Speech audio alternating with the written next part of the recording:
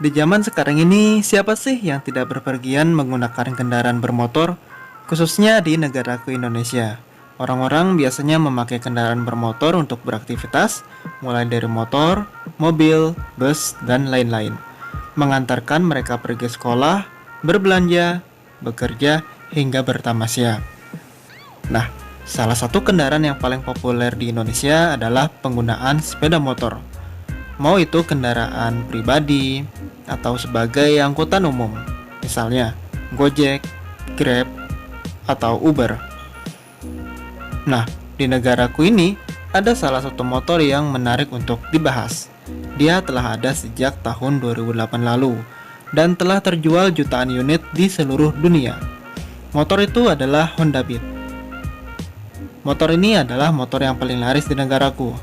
So, seperti apa histori Honda Beat dan mengapa kita semua sangat menyukai motor ini? Saya Kang Mas Demai, inilah Hobi Helm.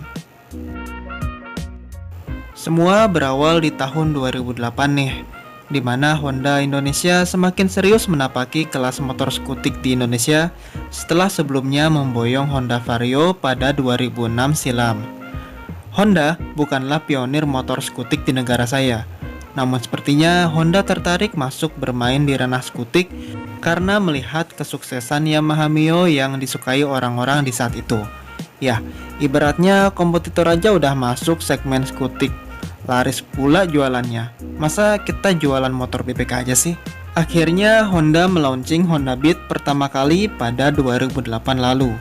Motor matic yang dibekali mesin 108cc ini hadir dengan bentuk mini mengotak runcing, dengan teknologi mesin yang tentunya masih karburator.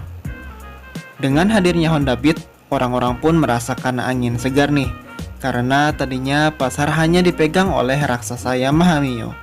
Ibaratnya yang tadinya gitu-gitu aja terus, ada yang baru nongol nih. Wah, motor apa tuh? Keren ya.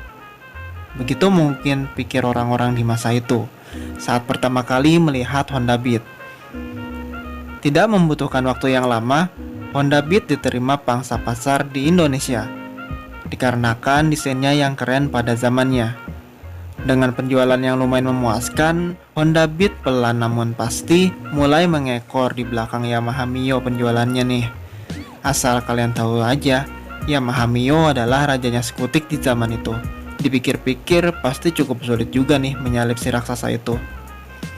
For your information, walau Honda Beat karburator sudah berusia 12 tahun saat video ini dibuat, sampai sekarang style motor Honda Beat ini masih everlasting loh. Buktinya adalah harganya yang cukup bersaing dan masih stabil nih.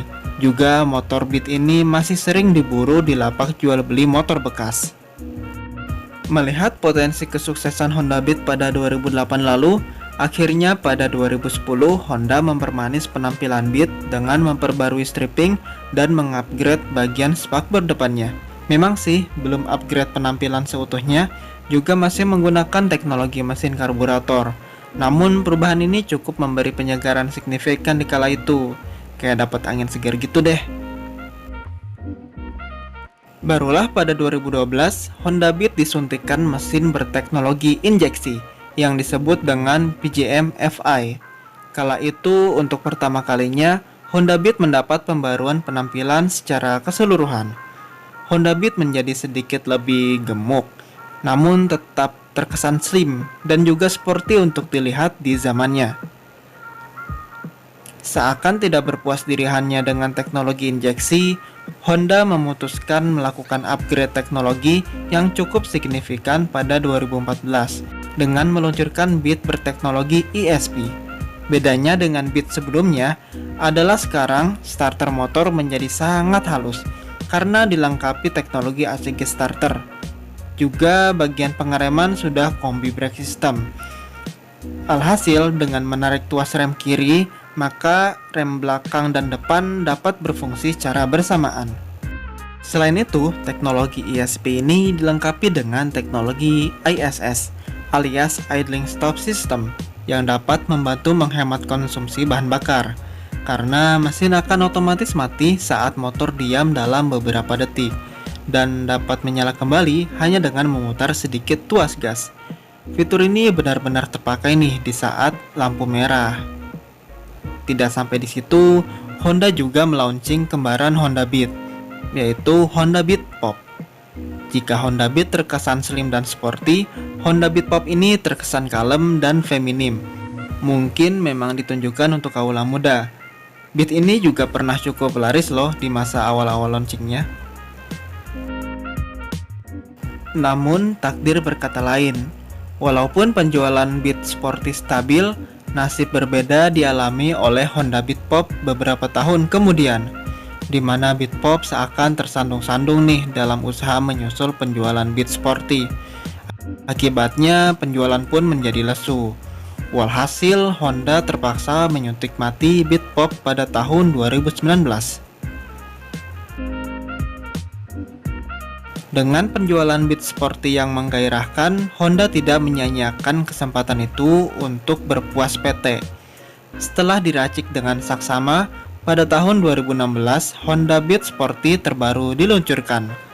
Secara tampilan, Beat ini semakin menarik dengan langkungan bodi yang tajam dan terkesan lebih slim dari Honda Beat sebelumnya. Beat ini pun dilengkapi dengan varian warna yang atraktif untuk menggait hati konsumen. Bikers pun menyukainya.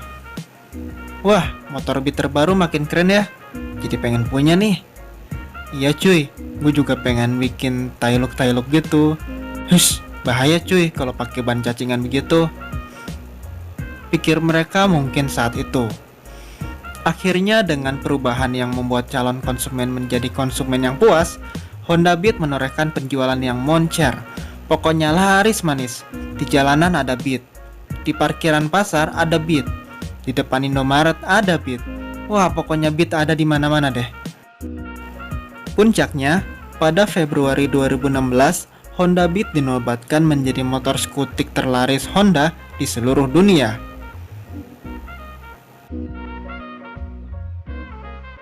Seakan tidak kapok dengan masa lalu Beat Pop yang kurang diminati konsumen, Honda mencoba lagi membawakan segmen tambahan pada Honda Beat ini, yang kita kenal sebagai Beat Street. Bodinya sih sama plek dengan saudaranya, hanya saja penampilannya sedikit dipermak ala street racing gitu. Stang telanjangnya itu loh, ternyata bikin kaum ada makin suka. Wah, motor keren ini, harus dimilikin, pikir mereka mungkin kala itu. Akhirnya kehadiran Beat Street dalam melengkapi varian Beat series pun sukses. Laris manis bak kacang goreng pokoknya.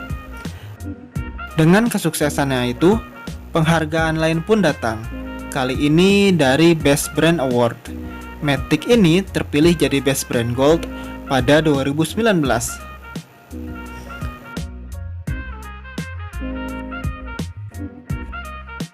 Jadi motor skutik terlaris Honda di seluruh dunia sudah, dapat penghargaan sudah. Jadi apalagi yang perlu dikejar gitu kan? Kalau pikiran sederhana kita bilang. Namun tidak demikian dengan Honda. Walau kesuksesan sudah terasa jelas, bisnis roda 2 harus terus berjalan. Tidak boleh lengah apalagi terhanyut oleh kemenangan. Itulah yang ditanamkan Honda pada Beat. Di tahun 2020, Honda memperbarui kembali varian Beat series mereka.